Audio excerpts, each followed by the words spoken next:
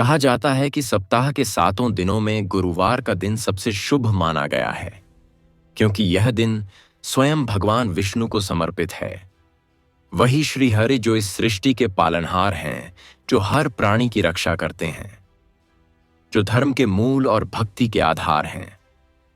जब कोई व्यक्ति सच्चे मन से गुरुवार के दिन विष्णु भगवान की कथा सुनता है, तो उसके जीवन के सारे क्लेश और संकट ऐसे विलीन हो जाते हैं जैसे उगते हुए सूर्य की पहली किरण अंधकार को निगल लेती है। यह वह दिन है जब भगवान स्वयं अपने भक्तों के द्वार पर आते हैं। कहा गया है कि जो व्यक्ति पीले वस्त्र धारण करता है, तुलसी का दीपक जलाता है और श्री हरि के नाम का स्मरण करता है, उसके घर की चौखट पर लक्ष्मी का वास स्थायी हो जाता है। उसके जीवन से दरिद्रता, रोग और भय सदा के लिए मिट जाते हैं। पर यह कथा केवल धन या सुख देने वाली नहीं है। यह उस भक्ति की है जो आत्मा को शुद्ध करती है, उस विश्वास की है जो मनुष्य को ईश्वर के साक्षात्कार तक ले जाती है। गुरुवार की यह कथा हमें यह सिखाती है कि भगवान विष्णु केवल मंदिरों में नहीं, बल्कि उस मन में वास करते हैं जो निस्वार्थ प्रेम करता है, जो बिना मांग के आभार मानना जानता है, जो अपने दुखों के बीच भी विश्वास नहीं खोता। कहा गया है कि जब कोई भक्त गुरुवार की सुबह सच्चे भाव से तुलसी के पास दीपक जलाता है, तो उस दीपक की लौ में स्वयं विष्णु भगवान की उपस्थिति होती है। उस क्षण में वायु भी पवित्र हो जाती है और आकाश से आशीर्वाद की बूंदें बरसती हैं, जिन्हें केवल श्रद्धालु हृदय ही महसूस कर सकता है।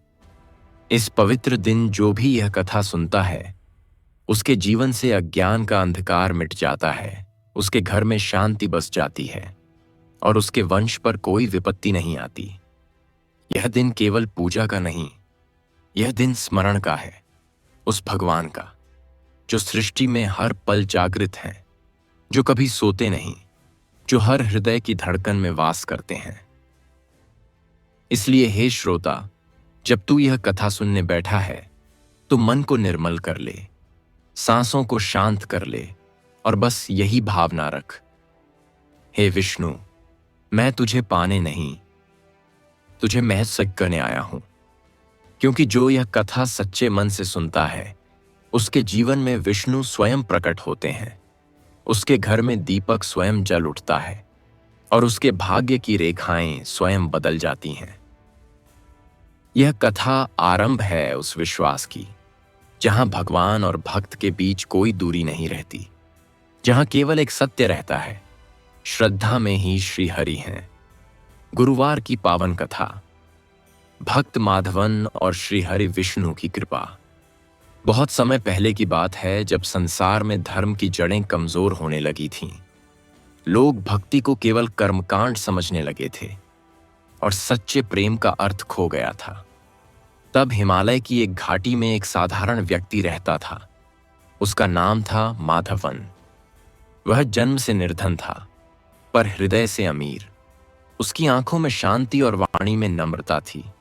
उसका जीवन कठिन था, पर उसके भीतर एक दीपक सदा जलता था, श्री हरि विष्णु के प्रति श्रद्धा का दीपक।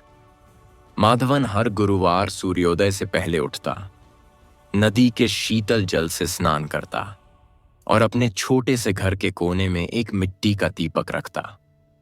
उस दीपक में तेल कम होता, पर श्रद्धा असीम। वह दीपक जलाते समय आंखें बंद करके कहता, हे पालनहार विष्णु, मैं तुझे नहीं देख पाता, पर महसूस करता हूं। तू मेरे भीतर है और मैं तेरे। उसके शब्दों में इतना विश्वास होता कि लगता जैसे हवा भी ठहर जाती है उसे सुनने के लिए। उसके गांव के लोग उसे पागल कहते थे। एक बार गांव के मुखिया ने हंसते हुए कहा, माधवन, तू रोज दीपक जलाता है। माधवन ने मुस्कुराकर कहा, भगवान अन्न नहीं संबल देते हैं। जो उनके नाम में विश्वास रखे, उसे भूख भी भक्ति बन जाती है। समय बीता। एक वर्ष ऐसा आया जब गांव में अकाल पड़ा। खेत सूख गए, पशु मरने लगे और लोग एक दूसरे से अन्न छीनने लगे। पर माधवन शांत रहा। उसके घर में अन्न का एक दाना नहीं था, फिर भी वह हर गुरुवार दीपक जलाता और विष्णु का नाम जपता। एक दिन उसकी पत्नी ने आंसू भरी आंखों से कहा, क्या भगवान हमारी परीक्षा लेना कभी बंद नहीं करेंगे? बच्चे भूखे हैं। माधवन ने उसका हाथ थामा और कहा, यदि आज मैं दीपक न जलाऊं तो मेरा विश्वास बुझ जाएगा, और अगर विश्वास बुझ गया तो जीवन का अर्थ क्या रहेगा? उसने दीपक जलाया, पर उस दिन न तेल था न बाती। उसने अपने वस्त्र का एक टुकड़ा फाड़ा और उसमें थोड़ी सी घी की बूंद डाल दी। जब उसने दीपक जलाया तो लौ नहीं डगमगाई, वह स्थिर हो गई। माधवन ने सिर झुकाया और उसी क्षण उसके घर के बाहर कोई खड़ा हुआ। दरवाजा खुला और एक वृद्ध व्यक्ति अंदर आया। उसके वस्त्र पीले थे, चेहरे पर तेज था और नेत्रों में अनंत करुणा। माधवन ने उन्हें प्रणाम किया। वृद्ध ने कहा, वत्स, मुझे भूख लगी है, क्या अन्न मिलेगा? माधवन ने अपनी पत्नी की ओर देखा। उसने मूक सहमति में रोटी का आखिरी टुकड़ा उठाया और वृद्ध को दे दिया। वृद्ध मुस्कुराए और बोले, तू जानता है मैं कौन हूं? माधवन ने कहा, आप मेरे अतिथि हैं, और अतिथि में ही ईश्वर का वास होता है। क्षण भर में वृद्ध का स्वर बदल गया और उनके शरीर से तेज निकलने लगा। वह वृद्ध अब मनुष्य नहीं, स्वयं भगवान विष्णु थे। उनके 4 भुजाओं से प्रकाश की धाराएं फूट रही थीं और हवा में शंखनाद गूंजने लगा। माधवन और उसकी पत्नी भूमि पर गिर पड़े। विष्णु भगवान बोले, वत्स माधवन, तूने मुझे कभी मांगा नहीं, फिर भी मुझे पा लिया। आज मैं तुझे वरदान देता हूं। तेरे घर की मिट्टी में समृद्धि का वास होगा। तेरे वंश में कोई भी कभी दरिद्र या दुखी नहीं रहेगा, और तेरे नाम का स्मरण करने से भी मनुष्य के पाप नष्ट होंगे। माधवन ने कांपती आवाज में कहा, प्रभु, मैंने तो केवल दीपक जलाया था। भगवान बोले, वत्स, जो बिना आशा के दीपक जलाता है वही सच्चा भक्त है। तूने जो दिया वह अन्न नहीं, आस्था थी। जो मुझे बिना मांग के देता है, मैं उसे बिना गिनती के लौटाता हूं। उन्होंने अपना कमल उठाया और घर की चौखट को स्पर्श किया। क्षण भर में वहां से सुनहरी किरणें फैल गईं और घर अन्न से भर गया। भगवान बोले, जो भी भक्त गुरुवार के दिन श्रद्धा से यह कथा सुनेगा या सुनाएगा, उसका जीवन मेरे साक्षात्कार से धन्य हो जाएगा। उसके घर में कभी कमी नहीं रहेगी। उसके परिवार में शांति का दीपक सदा जलेगा और उसके वंश की रक्षा स्वयं मैं करूंगा। विष्णु भगवान धीरे धीरे प्रकाश में विलीन हो गए, पर उनका वचन हवा में रह गया। गांव के लोगों ने अगले दिन देखा कि माधवन के घर से सुनहरी रोशनी निकल रही है और वहां की मिट्टी से तुलसी का पौधा अपने आप उग आया है। तब सबने जाना कि सच्ची भक्ति धन से नहीं, प्रेम से होती है। आज भी कहा जाता है कि जो भी गुरुवार की सुबह श्रद्धा से यह कथा सुनता है, उसके जीवन से सब कष्ट मिट जाते हैं। वह चाहे निर्धन हो या धनी, उसका हृदय विष्णु की कृपा से भर जाता है और उसके घर के दीपक की लौ कभी नहीं बुझती। भाग 2। यह भाग सबसे गहरा और जीवंत है, जहां भगवान विष्णु केवल दर्शन नहीं देते, बल्कि अपने भक्त को जीवन का वह रहस्य बताते हैं जो मनुष्य के दुहक और मुक्ति दोनों को समझा देता है। रात बीत चुकी थी। आकाश में अब भी भगवान विष्णु का आशीर्वाद जैसा उजाला फैला था। माधवन का घर सुवासित हो चुका था और हवा में तुलसी व चंदन की सुगंध घुली हुई थी। गांव के लोग जो पहले उसका उपहास करते थे, अब उसके द्वार पर एकत्र थे। कोई कहता, यह चमत्कार है। कोई कहता, यह तो स्वप्न होगा। लेकिन माधवन का मन किसी गर्व से नहीं, केवल शांति से भरा था। वह अपने दीपक के पास बैठा मुस्कुरा रहा था। उसकी पत्नी ने पूछा, प्रभु स्वयं हमारे घर आए, उन्होंने हमें वरदान दिया। अब हमारा जीवन धन्य हुआ। माधवन ने धीरे से कहा, हाँ, पर यह कृपा केवल पाने के लिए नहीं, बांटने के लिए आई है। जो केवल अपने सुख में भक्ति रखता है वह अधूरा भक्त होता है। अब हमें इस कृपा का भाग सबको देना होगा। अगले दिन वह गांव के मंदिर पहुंचा। वहां लोग एक दूसरे से झगड़ रहे थे कि किसकी पूजा पहले हो। माधवन ने कहा, क्या भगवान इस बात की प्रतीक्षा करते हैं कि कौन पहले प्रणाम करे? वे तो उस व्यक्ति को देखते हैं जो मन से झुकता है, शरीर से नहीं। लोग उसकी बात पर हंसने लगे। तभी मंदिर के दीपक की लौ एकदम बुझ गई। हवा स्थिर थी, पर दीपक बुझ चुका था। सब घबरा गए। पुजारी ने कहा, यह अपशकुन है। माधवन आगे बढ़ा और बोला, अगर भक्ति सच्ची हो तो दीपक स्वयं जल उठता है।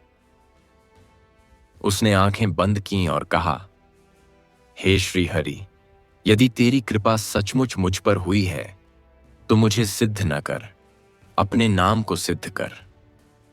क्षण भर में हवा चलने लगी और दीपक की बुझी लौ स्वयं प्रज्वलित हो गई। वहां उपस्थित हर व्यक्ति नतमस्तक हो गया। मंदिर की दीवारों पर सुनहरी चमक फैल गई और दीपक से एक मधुर स्वर गूंज उठा। वह विष्णु भगवान की वाणी थी। वत्स माधवन, जब किसी भक्त का मन पवित्र हो तो अग्नि भी उसकी साक्षी बनती है। तूने भक्ति को केवल पाने का साधन नहीं बनाया, उसे बांटने का मार्ग बनाया है। अब यह गांव केवल तेरा नहीं, मेरा निवास होगा। यहां जब तक गुरुवार रहेगा मेरा आशीर्वाद रहेगा। यहां का हर दीपक मेरा स्वरूप होगा, हर तुलसी का पत्ता मेरा चरण। जो भी यहां सच्चे मन से मेरा नाम लेगा उसका भाग्य स्वयं बदल जाएगा। लोगों की आंखें आंसू से भर गईं। उन्होंने माधवन के चरण छुए। माधवन ने उन्हें उठाया और कहा, मुझे नहीं, विश्वास को प्रणाम करो। भगवान मुझ में नहीं, तुम सब में पाता कमीने। उस क्षण से गांव का स्वरूप बदल गया। लोग एक दूसरे से प्रेम से बोलने लगे, झगड़े मिट गए और हर घर में गुरुवार को दीपक जलने लगे। कहते हैं कि उसी रात माधवन को स्वप्न में भगवान विष्णु फिर से प्रकट हुए। उन्होंने कहा, वत्स, मैंने तुझे जो दिया वह केवल वरदान नहीं, एक उत्तरदायित्व है। भक्ति केवल शांति देने के लिए नहीं, शांति फैलाने के लिए है। आज से तेरा नाम हर गुरुवार के दीपक के साथ लिया जाएगा। जब भी कोई भक्त दीपक जलाएगा और कहेगा, ओम नमो नारायणाय, वहां मैं और तू दोनों उपस्थित होंगे। माधवन ने फोल्डेड हैंड्स में कहा, प्रभु, मेरे जीवन का उद्देश्य क्या है अब? विष्णु बोले, अब तू उन तक पहुंचेगा जो विश्वास खो चुके हैं। तू उन्हें सिखाएगा कि भगवान केवल मंदिरों में नहीं रहते, बल्कि हर सच्चे कर्म में जीवित हैं। जब कोई सत्य बोलेगा, जब कोई दया करेगा, जब कोई झूठ के बदले क्षमा देगा, वही मेरा दर्शन होगा। भोर हुई। सूर्य ने अपनी पहली किरण जब माधवन के घर पर डाली तो तुलसी का पौधा सुनहरे रंग में दमकने लगा। गांव वालों ने देखा कि उस पौधे से एक नई डाली निकली थी जिस पर छोटे छोटे फूल चमक रहे थे और हर फूल से हल्की गंध निकल रही थी। वही गंध जो भगवान विष्णु के आगमन के समय फैली थी। कहा जाता है, उस दिन से उस गांव का नाम बदलकर विष्णुपुरम रख दिया गया।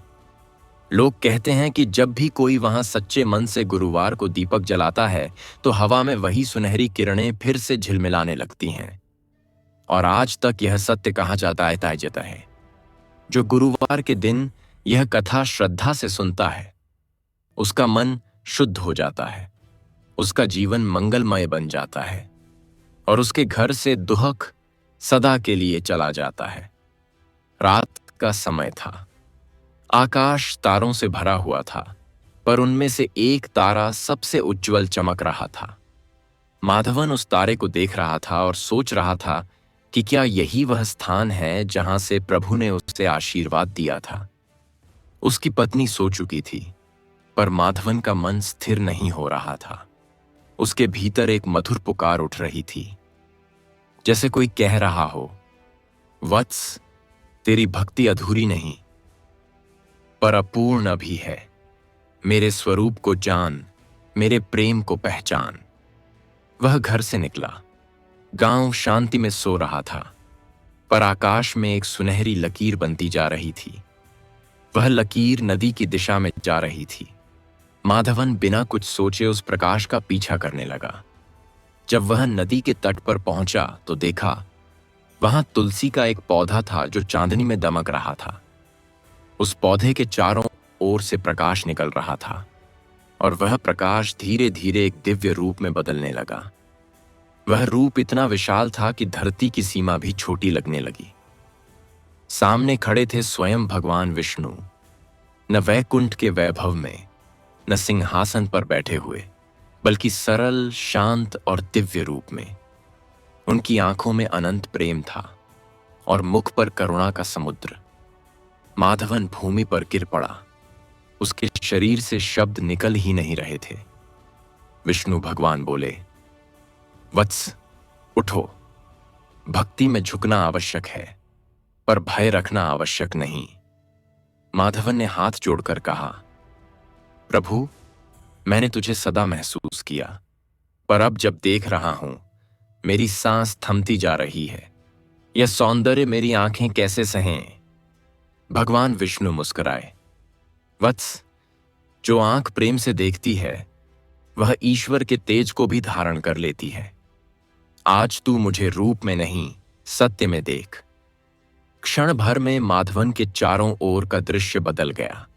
वह अब किसी नदी किनारे नहीं था, बल्कि ब्रह्मांड के मध्य खड़ा था। उसके चारों ओर प्रकाश के अनगिनत गोले घूम रहे थे। हर गोले में जीवन की झलक थी।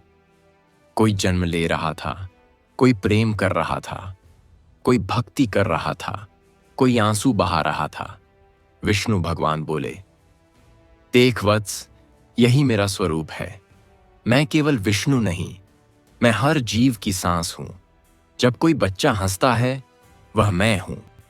जब कोई भक्त रोता है, वह भी मैं हूं।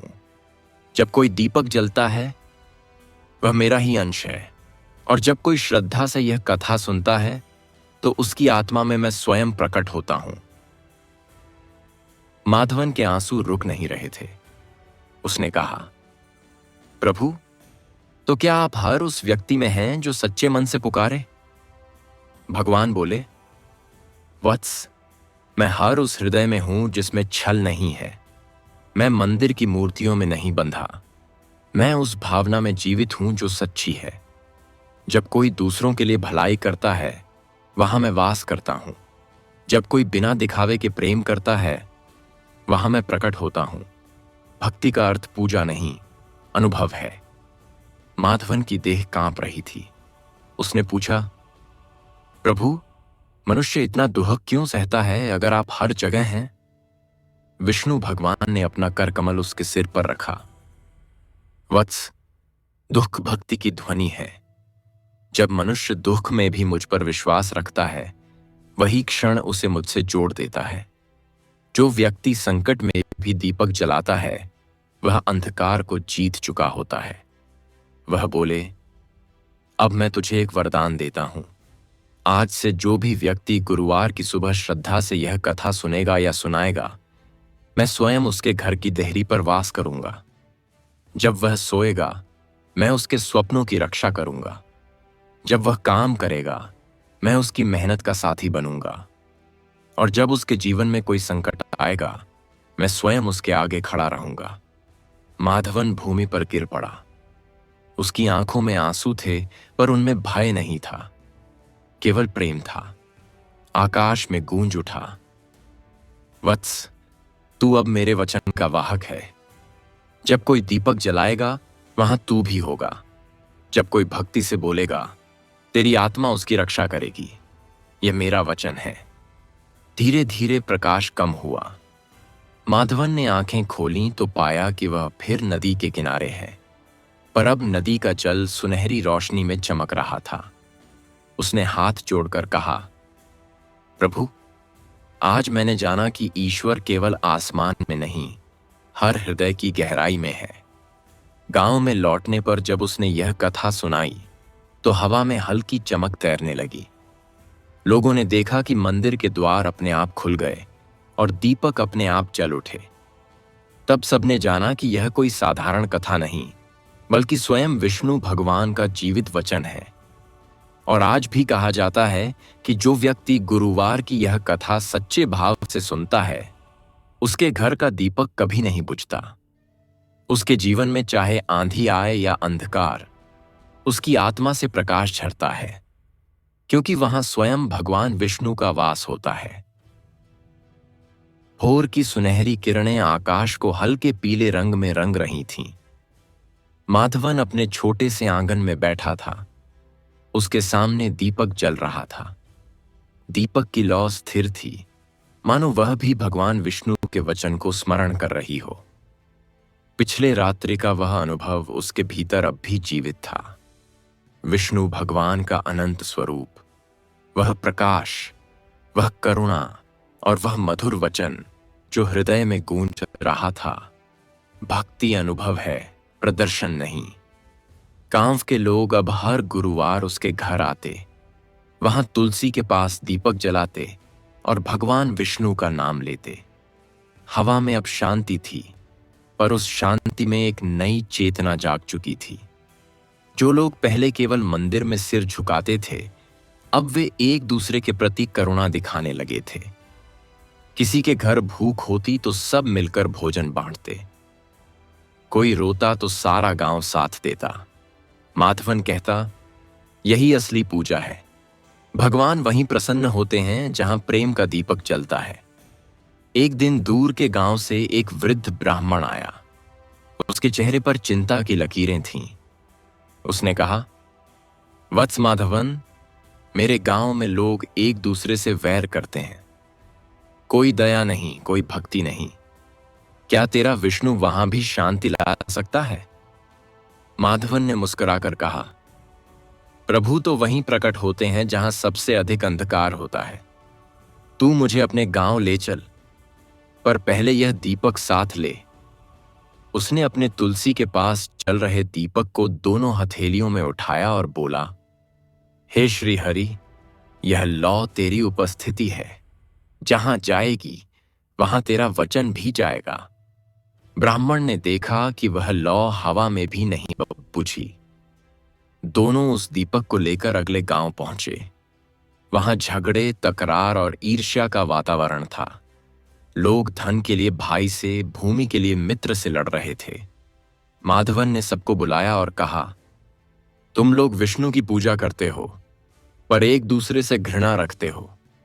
क्या तुम जानते हो, भगवान मंदिर में नहीं, क्षमा में रहते हैं। जो क्षमा नहीं कर सकता वह भक्ति का पात्र नहीं। लोग उस पर हंसे, बोले, क्या क्षमा से भूख मिटती है? क्या प्रेम से धन मिलता है? माधवन ने दीपक भूमि पर रखा और कहा, यह दीपक विष्णु का आशीर्वाद है। अगर मेरे वचन झूठे हों तो यह बुझ जाएगा। सब चुप हो गए। हवा चली, तूफान उठने लगा, पर दीपक नहीं बुझा, बल्कि उसकी लौ और ऊंची उठी। उसके प्रकाश में सबने देखा। हर दिशा में सुनहरी आभा फैल रही थी और बीच में वही मधुर स्वर गूंजा, वत्स माधवन, तूने मेरा संदेश सही पहुंचाया। अब यह गांव भी मेरा होगा। क्षण भर में सबके हृदय बदल गए। जो आंखें द्वेष से भरी थीं, वे नम हो गईं। भाइयों ने गले लगाया और पहली बार वह गांव भी एक साथ प्रार्थना में झुक गया। उस रात पूरा गांव पीले वस्त्रों में दीपक लेकर बैठा और तुलसी की परिक्रमा करते हुए एक ही स्वर में बोला, AUM नमो नारायणाय। माधवन ने आकाश की ओर देखा और मन में कहा, प्रभु, तू हर जगह है, बस लोग तुझे पहचानना भूल गए हैं। उसी क्षण हवा में वह स्वर गूंजा, वत्स, अब तू मेरा ही स्वर है। जहां तू बोलेगा वहां मैं बोलूंगा। जहां तू चलेगा वहां मेरा आशीर्वाद चलेगा।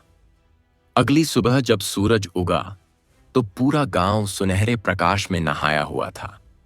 लोगों ने देखा कि मंदिर की दीवार पर कमल का चिन्ह स्वयं अंकित हो गया है। किसी ने रंग नहीं लगाया था, वह अपने आप प्रकट हुआ था। सबने समझ लिया कि यह विष्णु भगवान की उपस्थिति का संकेत है। उस दिन से हर गुरुवार उस गांव में दीपक जलने लगा और वहां किसी ने कभी झगड़ा नहीं किया। समय बीतता गया। माधवन वृद्ध हुआ, पर उसकी भक्ति नहीं थमी। हर गुरुवार वह तुलसी के पास बैठकर यही कहता, हे श्री हरि, तेरा नाम अमर है और भक्ति तेरा रूप। एक दिन जब सूर्य अस्त होने को था, वह दीपक के पास बैठा और आंखें बंद कर लीं। उसकी सांसें शांत हो गईं। उसी क्षण गांव के हर दीपक की लौ हल्की कांपी और फिर स्थिर हो गई। लोगों ने देखा कि आकाश में सुनहरी आभा फैल रही है और विष्णु भगवान का स्वर गूंज रहा है। वत्स माधवन, तू लौ नहीं बुझा, तू प्रकाश बन गया। जब तक कोई भक्त गुरुवार को दीपक जलाएगा, तेरी आत्मा उसमें साथ रहेगी। कहा जाता है कि आज भी जब कोई सच्चे मन से गुरुवार के दिन तुलसी के पास दीपक जलाता है, तो उस लौ में माधवन का विश्वास और विष्णु का आशीर्वाद दोनों मिलते हैं। हवा में हल्की सुगंध उठती है। वह वही गंध होती है जो उस दिन विष्णु भगवान के आगमन के समय फैली थी। और आज भी यह सत्य अमर है। जो गुरुवार की यह कथा श्रद्धा से सुनता है, उसके जीवन से सभी कष्ट मिट जाते हैं, क्योंकि उस कथा की हर पंक्ति में भगवान विष्णु स्वयं वास करते हैं। भाग 5। समय बीत चुका था। ऋतुएं बदलती रहीं, पेड़ झड़ते और फिर फूलते रहे, पर विष्णुपुरम की धरती पर शांति उसी तरह बसी रही जैसी तब थी जब पहली बार भगवान विष्णु वहां प्रकट हुए थे। गांव के लोगों के चेहरे पर अब सदा एक सुकून रहता था, जैसे हर सांस में कोई अनदेखी शक्ति उनका साथ देती हो। वह शक्ति और कोई नहीं, भक्त माधवन की भक्ति थी। माधवन अब वृद्ध हो चुका था। उसके केश सफेद हो गए थे, शरीर थक चुका था, पर आंखों में वैसी ही चमक थी जैसी तब थी जब उसने पहली बार तुलसी के नीचे दीपक जलाया था। उसकी आवाज अब धीमी हो गई थी, पर उसमें वही शक्ति थी जो विश्वास से आती है। हर गुरुवार वह तुलसी के सामने बैठता, दीपक जलाता और केवल इतना कहता, हे श्री हरि, तू ही मेरा प्रारंभ है, तू ही मेरा अंत। उस दिन आकाश कुछ अलग था। हवा में एक शांत आभा तैर रही थी, जैसे प्रकृति स्वयं किसी आगमन की प्रतीक्षा में हो। माधवन ने आंखें बंद कीं और गहरी सांस ली। तभी कमरे में एक कोमल प्रकाश उतर आया। वह प्रकाश किसी दीपक की लौ नहीं था। वह धीरे धीरे आकार लेने लगा और फिर उसी में से भगवान विष्णु प्रकट हुए। उनका मुख शांत था, नेत्रों में अनंत करुणा और शरीर से निकलती किरणों ने पूरा आंगन स्वर्णिम बना दिया। माधवन भूमि पर गिर पड़ा। प्रभु, क्या यह अंत का समय है? विष्णु भगवान ने मुस्कुराकर कहा, वत्स, अंत नहीं, यह पूर्णता का क्षण है। तूने अपने जीवन में मुझे केवल पूजा नहीं, जिया है। तूने दीपक नहीं जलाया, तूने विश्वास जलाया, और विश्वास कभी नहीं बुझता। माधवन की आंखों से आंसू बहने लगे। वह बोला, प्रभु, यह शरीर अब थक चुका है, पर मेरी आत्मा अब भी आपके नाम का जप करना चाहती है। विष्णु बोले, वत्स, तेरी आत्मा अब जप नहीं करेगी, अब वह स्वयं मंत्र बन जाएगी। आज से तू इस सृष्टि के आकाश में अमर होगा। जो भी गुरुवार को यह कथा सुनेगा, उसके भीतर तेरे विश्वास की एक ज्योति प्रकट होगी और वह मेरी कृपा से आलोकित होगा। आकाश में एक दिव्य गर्जना हुई, पर वह गर्जना भय की नहीं, भक्ति की थी। पूरा गांव बाहर निकल आया। लोगों ने देखा कि माधवन के घर से सुनहरी लहरें उठ रही हैं। जो धीरे धीरे आकाश की ओर बढ़ रही हैं। वह दृश्य किसी दीपक के प्रकाश जैसा था जो ऊंचाई में जाकर रुक गया। फिर अचानक वही प्रकाश एक बिंदु बन गया और आकाश में स्थिर हो गया। लोग रोने लगे, पर वह रोना दुहक का नहीं, भक्ति का था। तभी आकाश से विष्णु भगवान का स्वर गूंजा, वत्स माधवन अब दीपक बन गया है। जब तक कोई श्रद्धा से गुरुवार का दीपक जलाएगा, उसमें माधवन की आत्मा का अंश रहेगा। जो भी यह कथा सुनेगा, उसकी आत्मा पवित्र होगी, उसका हृदय भय से मुक्त होगा और उसके जीवन में कभी अंधकार नहीं रहेगा। हवा में तुलसी की गंध घुल गई और हर दिशा में हल्का सुनहरी धुआं फैल गया। लोगों ने ऊपर देखा तो पाया कि आकाश में जहां वह बिंदु चमक रहा था, वहां से एक सुनहरी किरण पृथ्वी पर गिर रही थी, सीधी माधवन के पुराने दीपक पर। उस दीपक की लौ अब बिना तेल के जल रही थी। वह बुझती नहीं थी, चाहे रात बीत जाए, हवा चले, वर्षा हो, पर वह लौ वैसे ही स्थिर रहती थी। विष्णु भगवान का स्वर फिर गूंजा, यह दीपक अब केवल माधवन का नहीं, संपूर्ण मानवता का है। यह लौ उस भक्ति की याद है जो बिना मांग के जली थी। जो व्यक्ति गुरुवार के दिन तुलसी के पास दीपक जलाएगा और यह कथा सुनेगा, उसका हर कष्ट मिट जाएगा, हर भय विलीन हो जाएगा और उसका घर मेरे आशीर्वाद से भर जाएगा। धीरे धीरे वह प्रकाश आकाश में विलीन हो गया, पर उसकी गंध, उसका संगीत और उसका प्रभाव अब भी धरती पर था। गांव के लोगों ने उस स्थान को पवित्र घोषित किया और उसका नाम रखा माधवदीप तीर्थ।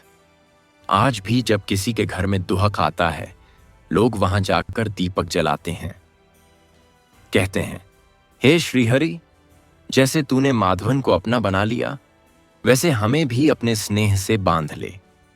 कहते हैं कि आज भी जब गुरुवार की रात को कोई सच्चे मन से यह कथा सुनता है, तो उसके कमरे की हवा थोड़ी भारी हो जाती है, दीपक की लौ थोड़ी स्थिर हो जाती है और भीतर एक अनकहा सुकून उतर आता है। वही सुकून माधवन की आत्मा का आशीर्वाद होता है, वही विष्णु भगवान की उपस्थिति। आकाश में माधवदीप की वह लौ अब केवल एक प्रतीक नहीं रही थी, वह जीवित आशीर्वाद बन चुकी थी।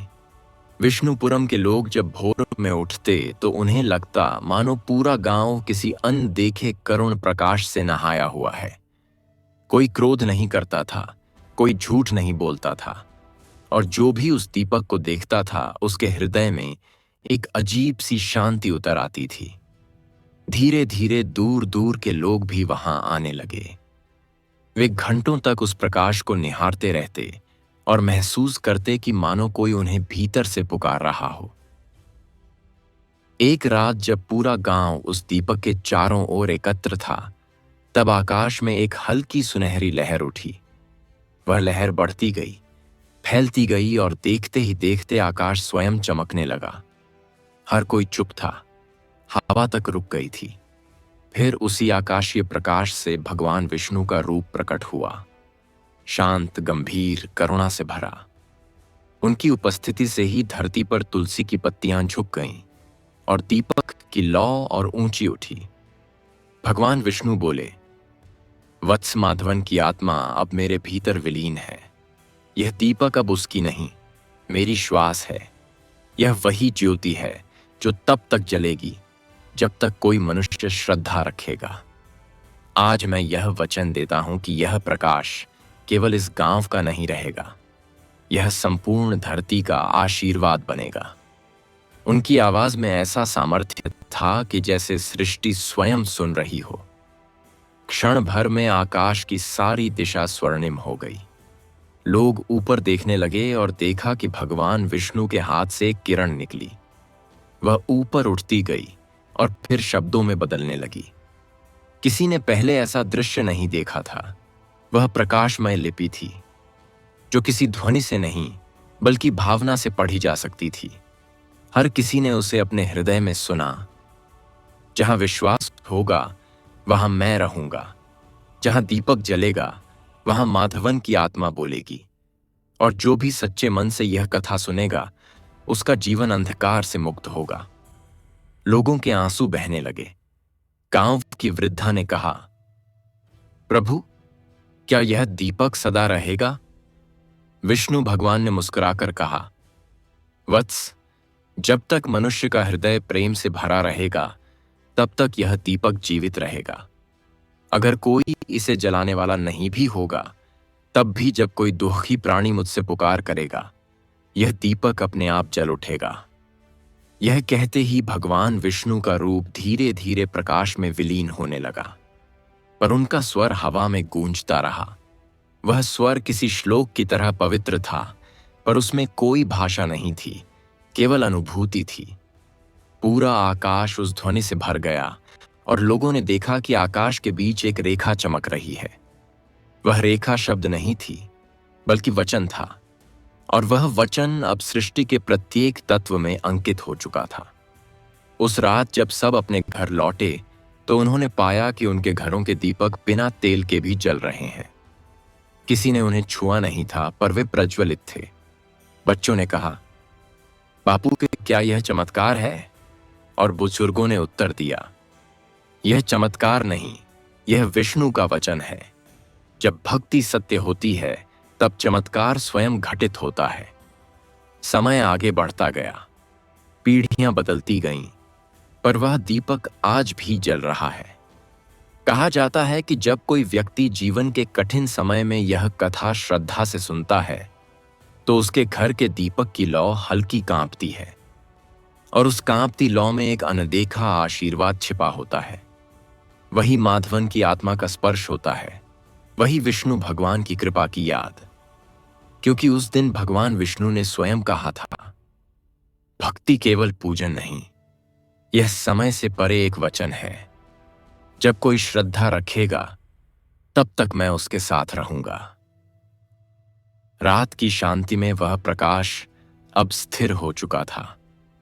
आकाश पर लिखा हुआ विष्णु भगवान का वचन अब भी चमक रहा था, और उसकी हल्की आभा पृथ्वी तक छर रही थी। लोगों ने उस आकाशीय रेखा को नाम दिया हरि वचन। कहा गया कि वह वचन केवल आंखों से नहीं, आत्मा से पढ़ा जा सकता था। जो उसे ध्यान से देखता उसके भीतर एक मधुर आवाज गूंजती, मैं हर प्राणी में हूं, हर कण में, हर श्वास में। धीरे धीरे विष्णुपुरम में फिर से जीवन अपनी गति से चलने लगा। बच्चे खेलते, स्त्रियां तुलसी को जल चढ़ाती, वृद्ध मंदिर में बैठकर भजन गाते, पर हर किसी के भीतर अब कुछ अलग था। लोगों की भाषा में विनम्रता आ गई थी, उनके व्यवहार में करुणा, और उनके जीवन में संयम। ऐसा लगता था जैसे पूरा गांव किसी अदृश्य शक्ति की छत्र छाया में हो, और वह शक्ति वही माधवन की भक्ति थी जो अब हर प्राणी की आत्मा में धड़कने लगी थी। एक दिन जब भोर हो रही थी और सूर्य की पहली किरण तुलसी पर पड़ी, तभी पूरा गांव सुनहरी रोशनी में नहा गया। लोगों ने आकाश की ओर देखा। वहां से एक विशाल प्रकाश उतर रहा था। वह प्रकाश धीरे धीरे रूप लेने लगा और एक दिव्य आकृति प्रकट हुई, स्वयं भगवान विष्णु। उनकी आंखों में कोई वैभव नहीं था, केवल प्रेम था। उनके चरणों से निकला प्रकाश पूरी धरती पर फैल गया। हवा रुक गई, पेड़ झुक गए, और आकाश में एक गहरी शांति छा गई। भगवान विष्णु ने कहा, वत्सो, अब यह समय है जब मैं तुमसे स्वयं संवाद करूं। मैंने माधवन के माध्यम से तुम्हें भक्ति का अर्थ दिखाया। भक्ति केवल प्रार्थना नहीं, यह एक जीवन है। जब कोई दूसरों के दुख को अपना समझ ले, जब कोई किसी को क्षमा करे, जब कोई बुराई के बदले भलाई करे, वही सच्चा भक्त है। मैंने तुम्हें यह दीपक नहीं दिया कि तुम केवल मुझे पूजो, बल्कि इसलिए कि तुम इस दीपक की तरह दूसरों के अंधकार को मिटाओ। लोग नतमस्तक हो गए। एक युवा बालक आगे आया और बोला, प्रभु, क्या हम जैसे साधारण लोग भी आपको पा सकते हैं? भगवान मुस्कुराए, वत्स, जब तुम यह प्रश्न पूछते हो, उसी क्षण मैं तुम्हारे भीतर होता हूं। तुम मुझे पाने नहीं, पहचानने आए हो। मैं उन सब में हूं जो सत्य की राह पर चलते हैं, जो प्रेम में विश्वास रखते हैं, जो किसी की आंखों में आंसू नहीं देखते और उन्हें पोंछने का प्रयत्न करते हैं। वहां मेरा वास होता है। तभी एक वृद्ध स्त्री ने कांपते स्वर में पूछा, प्रभु, क्या माधवन अब नहीं रहा? विष्णु बोले, वत्स, शरीर नश्वर है पर भक्ति अमर है। माधवन अब मिट्टी में नहीं, हर उस दीपक में है जो श्रद्धा से जलाया जाता है। जब भी कोई भक्त सच्चे मन से गुरुवार को यह कथा सुनेगा, माधवन की आत्मा वहां उसके साथ होगी। जो भी यह कथा आगे सुनाएगा, उसके मुख से मेरे ही शब्द निकलेंगे। यह मेरा वचन है। वह स्वर जैसे सीधे आत्मा में उतर गया। सबकी आंखों से आंसू बहने लगे, पर उन आंसुओं में दुहक नहीं था। वह शांति का, मुक्ति का अनुभव था। भगवान विष्णु ने हाथ उठाया और कहा, अब मैं लौटता हूं अपने धाम, पर मेरा आशीर्वाद यहीं रहेगा। जब कोई मनुष्य निराश होगा और यह कथा याद करेगा, मैं उसके मन में आशा का दीपक जलाऊंगा। जब कोई विपत्ति में भी सत्य बोलेगा, मैं उसके स्वर की रक्षा करूंगा। और जब कोई अपनी सांस में मेरा नाम लेगा, मैं उसी सांस में वास करूंगा। इतना कहकर भगवान विष्णु ने आकाश की ओर देखा। उसी क्षण आकाश से पुष्प वर्षा होने लगी। कोई संगीत नहीं, कोई मंत्र नहीं, बस एक शांति का समुद्र चारों ओर फैल गया। धीरे धीरे भगवान का रूप प्रकाश में विलीन होने लगा, पर उनका वचन हवा में रह गया। भक्ति मेरा स्वरूप है और प्रेम मेरा अस्तित्व। जो प्रेम करेगा वही मुझ तक पहुंचेगा। गांव के लोगों ने उस दिन के बाद से हर गुरुवार को दीपक जलाना नियम बना लिया।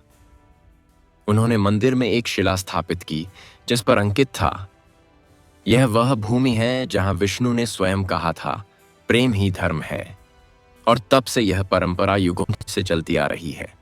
जब कोई भक्त श्रद्धा से यह कथा सुनता है, तो हवा में वही मधुर सुगंध फैल जाती है जो उस दिन थी जब विष्णु भगवान ने मानव से संवाद किया था। कहते हैं, जो इस कथा को सच्चे मन से सुनता है, उसके जीवन में कभी संकट नहीं आता। उसका घर दीपक की तरह शांत रहता है, उसका मन चंचल नहीं होता और उसकी वाणी से सदैव मधुरता झरती है, क्योंकि उसके भीतर विष्णु का वचन बस जाता है। वह वचन जो आकाश में लिखा गया था और आज तक मिटा नहीं। भाग 8। यह वह अध्याय है जहां भगवान विष्णु स्वयं अपने वचन को सृष्टि के समय चक्र में अंकित करते हैं। यह वह क्षण है जहां भक्ति केवल धर्म नहीं, बल्कि जीवन का शाश्वत सत्य बन जाती है। जहां ईश्वर, मानव और प्रकृति तीनों एक लय में विलीन हो जाते हैं। समय बीत चुका था, पर विष्णुपुरम का दीपक अब भी जल रहा था। पीढ़ियां बदल गईं, पर वह लौ वही रही, स्थिर, शांत और अमर। कहते हैं, जब हवा तेज चलती थी तब भी वह दीपक बुझता नहीं था। लोगों का विश्वास था कि उसमें केवल घी नहीं, माधवन की आत्मा जल रही है। हर गुरुवार गांव के लोग एक साथ मंदिर में एकत्र होते और तुलसी के पास बैठकर वह कथा सुनते जिसने उनके पूर्वजों के जीवन को बदल दिया था। हर बार जब कथा पूरी होती, हवा में हल्की सुनहरी चमक तैर जाती, जैसे भगवान विष्णु स्वयं सुनने आए हों। एक रात जब चारों ओर सन्नाटा था, मंदिर के दीपक की लौ अचानक बहुत ऊंची उठी। लोगों ने देखा कि वह लौ अब किसी सामान्य प्रकाश जैसी नहीं रही। वह नीले और स्वर्ण रंगों में बदल गई थी। धीरे धीरे उस लौ से एक दिव्य आकृति बनी, वही श्री हरि विष्णु। उनके चारों हाथों में शंख, चक्र, गदा और कमल थे। पर इस बार उनके मुख पर कोई गंभीरता नहीं थी, केवल एक अनंत शांति थी। उन्होंने देखा कि उनके सामने न केवल लोग थे, बल्कि समय स्वयं उनके चरणों में झुका हुआ था। भगवान विष्णु बोले, वत्सो, मैं सृष्टि का पालनहार हूं। मैं हर युग में आता हूं, हर हृदय में प्रकट होता हूं।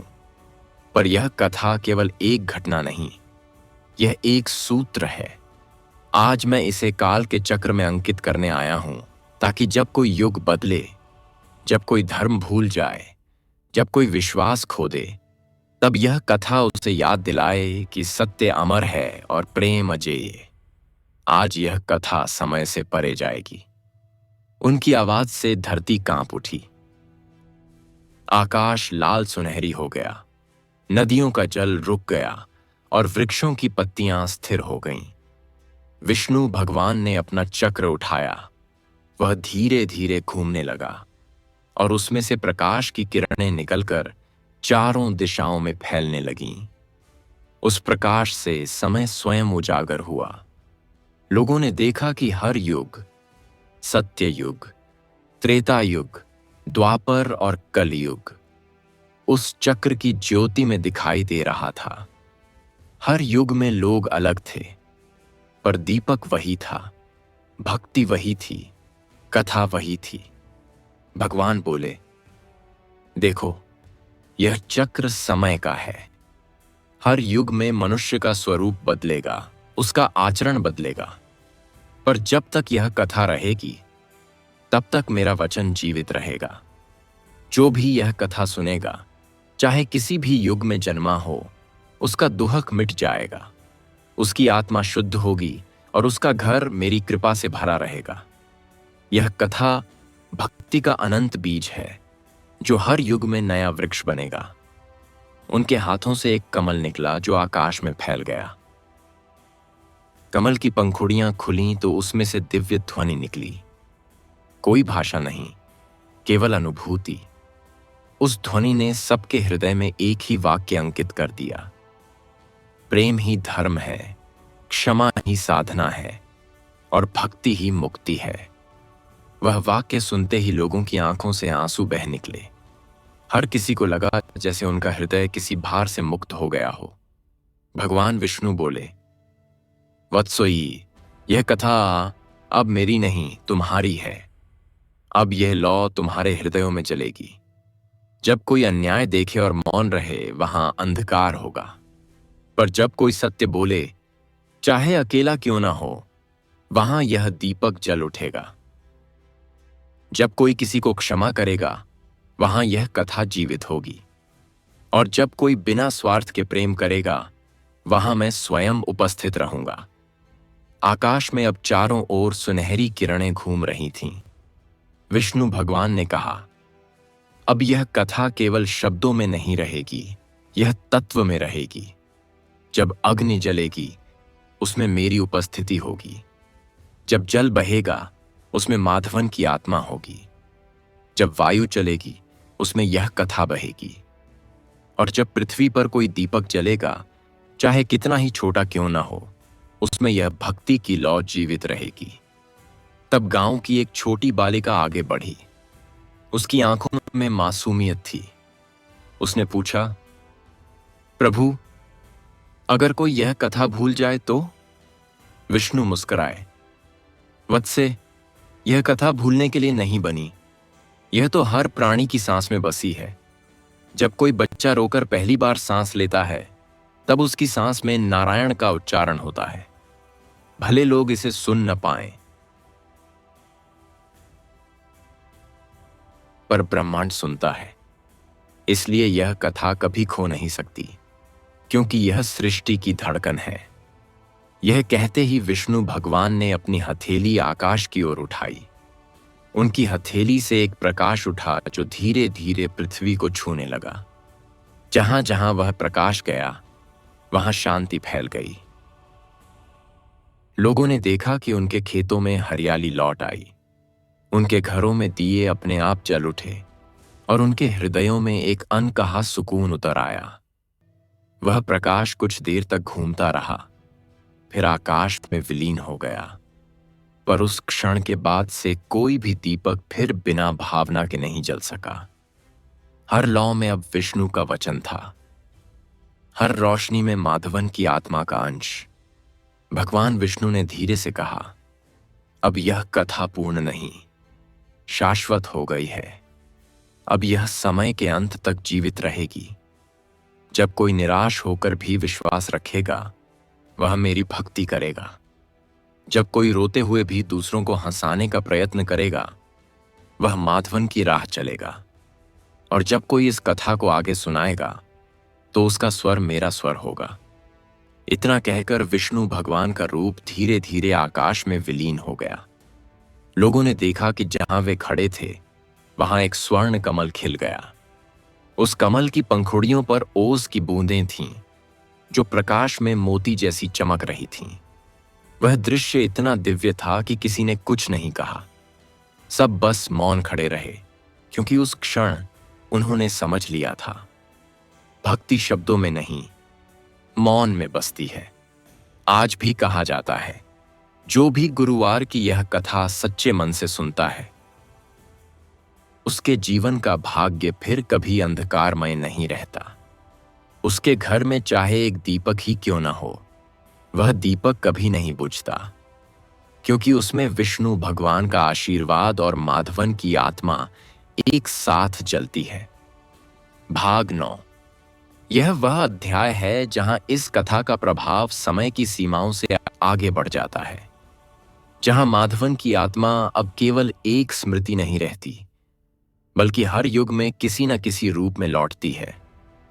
भक्ति, करुणा और प्रेम का जीवित स्वरूप बनकर विष्णुपुरम की वह धरती अब एक तीर्थ बन चुकी थी।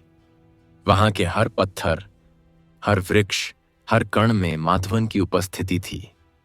लोग कहते थे कि जब हवा चलती है तो उसमें माधवन के भजनों की धीमी ध्वनि सुनाई देती है। गांव में किसी का दीपक कभी नहीं बुझता था और कोई भी बच्चा भूखा नहीं सोता था। सदियां बीत गईं,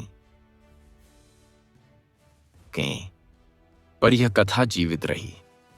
समय धीरे धीरे आगे बढ़ा, युग बदल गए, पर हर युग में कुछ लोग ऐसे जन्म लेते रहे जिनमें वही माधवन का प्रकाश था।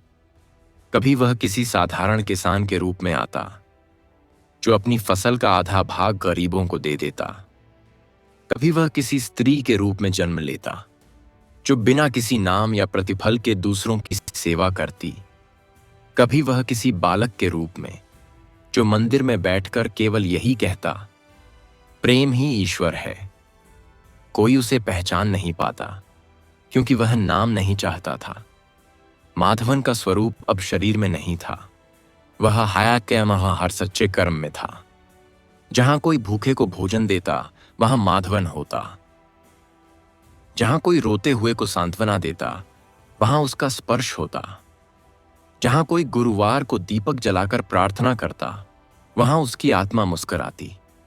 एक दिन, कई युगों बाद, जब पृथ्वी पर कलयुग अपने चरम पर था, धर्म कमजोर हो चुका था, लोग स्वार्थ में अंधे हो चुके थे, एक छोटे से नगर में एक बालक का जन्म हुआ।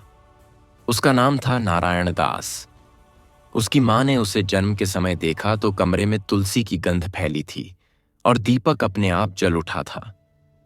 सबने इसे संयोग समझा, पर उसकी मां ने महसूस किया, यह कोई साधारण बालक नहीं है। नारायण दास बचपन से ही भिन्न था। वह मिट्टी से छोटे दीपक बनाता और उन्हें हर गुरुवार नदी के किनारे बहा देता। जब लोग उससे पूछते कि तू ऐसा क्यों करता है, वह कहता, ये दीपक अंधेरे को रास्ता दिखाते हैं। कभी किसी का दीपक बुझ जाए तो यह उसे आग दे सकें। लोग हंसते, पर उसके भीतर कुछ ऐसा था जो शब्दों से परे था। वह घंटों तक तुलसी के पास बैठा रहता और मौन में कुछ कहता जो केवल हवा समझ पाती। एक दिन नगर में भयंकर सूखा पड़ा। लोग भयभीत हो गए, जल खत्म हो गया, नदियां सूख गईं, खेत से खेत जल गया। नारायण दास ने मंदिर के सामने दीपक जलाया और कहा, हे श्री हरि, मैंने तेरी कथा सुनी है, जिसमें तूने कहा था कि जब कोई बिना भय के दीपक जलाएगा, तू स्वयं उसके साथ होगा। आज मैं वही दीपक जलाता हूं। उसके शब्द समाप्त भी नहीं हुए थे कि आकाश में काले बादल छा गए। तेज हवा चली, वर्षा शुरू हुई और लोगों ने पहली बार महसूस तो किया कि वह बालक किसी पुरानी आत्मा का अंश है। रात में जब सब सो रहे थे, उसकी मां ने सपना देखा।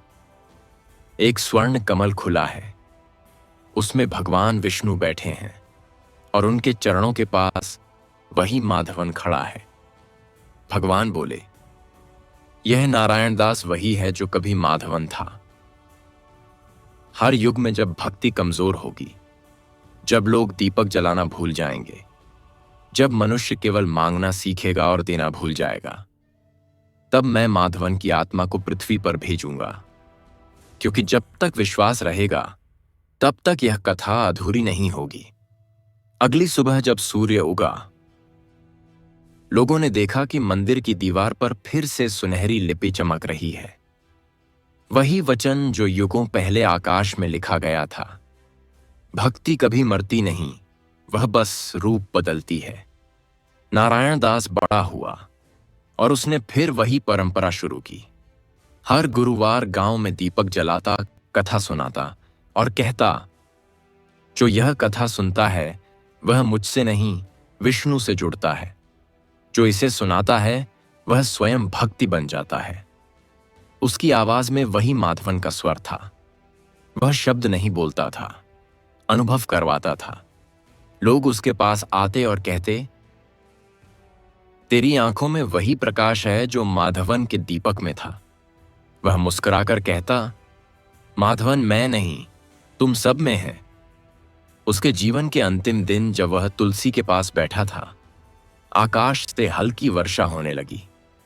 लोगों ने देखा कि उसके दीपक की लौ सीधी आकाश की ओर उठ गई, तक फैल गई और उसके साथ वही स्वर गूंजा जो सदियों पहले विष्णु भगवान ने कहा था, जो भक्ति को जीता है वह मुझसे अलग नहीं। लोग समझ गए कि माधवन फिर से लौट आया था। कथा फिर से पूर्ण हो गई थी। विष्णु भगवान का वचन अब केवल शब्द नहीं रहा, वह हर दिल की धड़कन में गूंजने लगा था। आज भी जब कोई सच्चे मन से गुरुवार की सुबह तुलसी के पास दीपक जलाता है और यह कथा सुनता है, तो उस लौ में कहीं न कहीं माधवन की मुस्कान होती है, विष्णु का आशीर्वाद होता है और समय ठहर जाता है। क्योंकि उस क्षण भक्ति, भगवान और मनुष्य एक हो जाते हैं। भाग 10। यह वह अध्याय है जहां कथा अपने ब्रह्म स्वरूप में पहुंचती है, जहां ईश्वर और भक्ति एक हो जाते हैं, जहां न नाम शेष रहता है न रूप, केवल सत्य, प्रकाश और प्रेम का अनंत विस्तार। कहते हैं समय जब थक जाता है तब शांति जन्म लेती है। विष्णुपुरम अब युगों के बाद फिर शांति की धरती बन गया था। हर पीढ़ी में कोई न कोई ऐसा जन्म लेता जो इस कथा को आगे ले जाता। कभी वह साधु बनकर आता, कभी पापा की पापा सनैनो सबको पार, कभी बालक, और हर बार वह दुनिया को यह याद दिलाता कि भक्ति केवल बोलने की चीज नहीं, यह जीने की कला है। अब धरती एक नए युग में थी। मनुष्य ने बहुत कुछ पा लिया था, पर भीतर से रिक्त हो गया था। मंदिर बड़े हो गए थे, दीपक हजारों जलने लगे थे, पर ज्योति में वह भाव नहीं था जो कभी माधवन ने जलाया था। लोग पूजा करते थे, पर मन नहीं जोड़ते थे। वह प्रेम जो भक्ति का मूल था, अब केवल दिखावे में रह गया था। और ठीक उसी समय एक अदृश्य आहट हुई। वायु में तुलसी की वही सुगंध फैली जो केवल दिव्यता के समय आती थी। रात का आकाश सुनहरा हो गया और चांदनी के बीच एक आभा उतरने लगी। वह आभा बढ़ती गई और फिर उसी में से एक स्वर निकला, शांत, गहरा और करुण, वत्सो। धरती की हर आत्मा ने उसे सुना, चाहे वह मनुष्य हो, पशु, वृक्ष या नदी। वह स्वर किसी एक कान में नहीं, पूरी सृष्टि में गूंज रहा था। वह विष्णु भगवान की वाणी थी। उनका रूप प्रकट नहीं हुआ, क्योंकि अब वे किसी एक रूप में सीमित नहीं थे। वे स्वयं तत्व बन चुके थे। हवा, जकायन, जल, आकाश, शौर, पृथ्वी। उनकी वाणी ने कहा, माधवन का दीपक अब समय से परे है। वह हर आत्मा में जला हुआ है। मैं अब किसी रूप में नहीं आऊंगा, क्योंकि जो मुझे खोजता है वह स्वयं मुझे बन चुका है। भक्ति अब एक ग्रंथ नहीं, एक श्वास है। जो प्रेम से श्वास लेता है वही मेरा नाम जपता है। वह स्वर इतना शांत था कि पर्वत भी झुक गए। फिर आकाश में कमल का एक विशाल रूप उभरा, और उस कमल की हर पंखुड़ी पर एक कथा की झलक थी। पहले युग का माधवन, फिर दूसरे युग का नारायण दास। हर युग में वही दीपक, वही भक्ति। विष्णु भगवान की वाणी गूंजी। देखो, यह कथा किसी एक व्यक्ति की नहीं, यह सृष्टि की आत्मा की यात्रा है। हर बार जब मनुष्य भूल जाएगा प्रेम को, तब यह कथा उसके भीतर से उठेगी, और जो इसे सुनेगा वह मेरा अंश अंश बन जाए।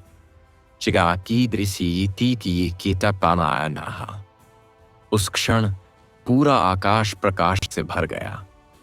धरती पर कोई अंधकार नहीं रहा। लोगों ने अनुभव किया कि उनके भीतर कुछ बदल गया है। उनकी सांसें हल्की हो गईं। उनके दिलों में एक अजीब सी शांति उतर आई। यह वह क्षण था जब भक्ति और ईश्वर का भेद मिट गया था। तभी एक बालक, जिसने अभी अभी दीपक जलाया था, आकाश की ओर देखकर बोला, प्रभु, अब आपकी कथा कहां रहेगी? आकाश से उत्तर आया, वत्स, अब यह कथा किसी पुस्तक में नहीं, हर जीव के हृदय में रहेगी। जब कोई दीपक जलाएगा, जब कोई क्षमा करेगा, जब कोई प्रेम से बोलेगा, वहां यह कथा जीवित होगी। वह स्वर फिर गहराई में उतर गया। आकाश शांत हो गया, पर उसके प्रकाश की छाया धरती पर रह गई। तुलसी की पत्तियां हिलने लगीं और दीपक की लौ स्थिर हो गई। अब उस दीपक में कोई घी नहीं था, कोई बाती नहीं थी, फिर भी वह जल रहा था, क्योंकि अब वह ईश्वर नहीं, भक्ति की लौ थी। वर्षों बाद जब ऋषियों ने इस कथा को स्मरण किया, उन्होंने कहा, यह वह कथा है जो कभी समाप्त नहीं होती। यह वह दीपक है जो कभी बुझता नहीं। यह वह वचन है जो कभी टूटता नहीं। और उन्होंने इसका नाम दिया भक्ति का अनंत वचन। आज भी जब कोई सच्चे मन से गुरुवार की यह कथा सुनता है और दीपक के पास बैठकर मौन में ईश्वर का नाम लेता है, तो वह प्रकाश धीरे से उसके चारों ओर फैल जाता है। वह बिना जाने भगवान विष्णु के उसी वचन को जीने लगता है।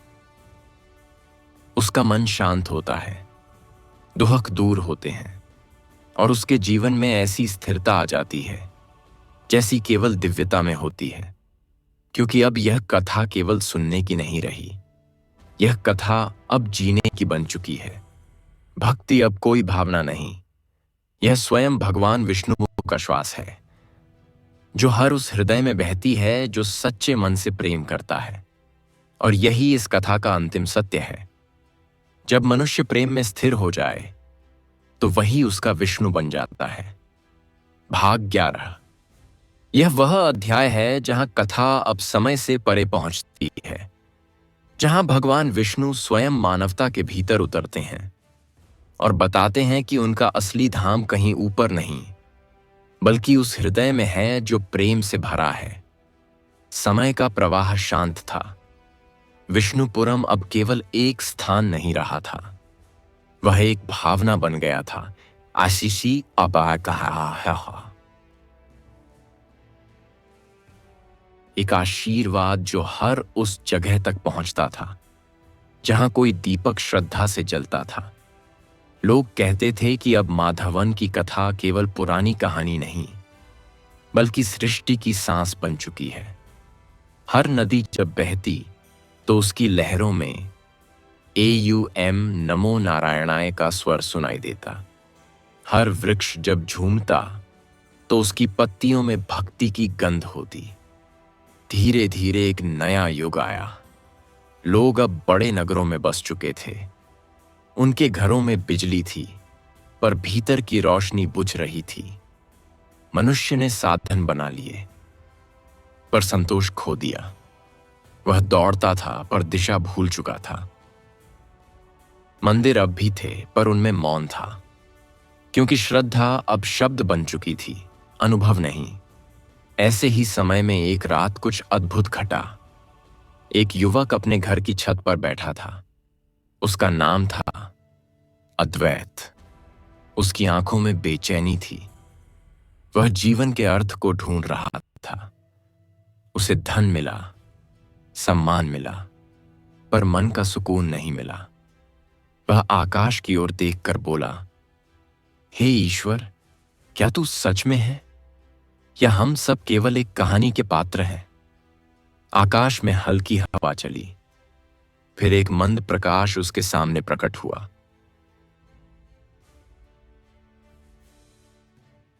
वह कोई देवता नहीं, कोई रूप नहीं, सिर्फ एक तेज